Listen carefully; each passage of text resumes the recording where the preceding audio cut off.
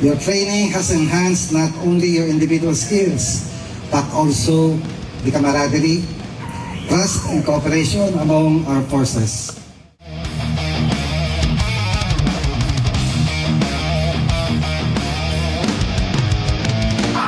A storm breaks over the rugged coastline of the Philippines.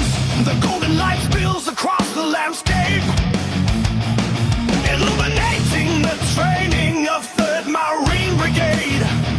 The air is thick with anticipation as the sound of waves crashing against the rocks melts with the rhythmic clash of wooden training sticks in this serene yet powerful setting.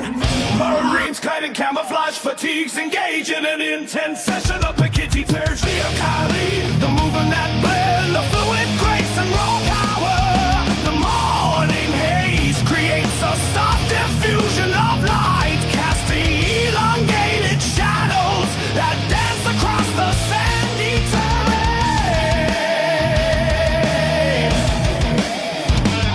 Each strike and parry is executed with precision, embodying the martial arts. Emphasis on speed and adaptability. A combat system developed through generations of experience, discipline, and survival. By learning this art, we honor our roots while enhancing our capability as modern Marines and warfighters. Your performance today is a testament to that principle.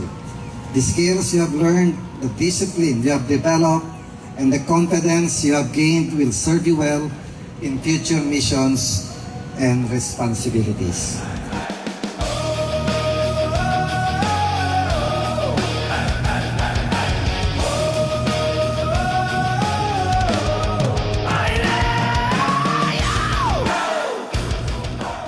On behalf of the 3rd Marine Brigade, I congratulate you all, newly awarded Level 1 Navy Blue belt holders of the Paquiti Tertia Kali. So please, again, give yourselves a big round of applause.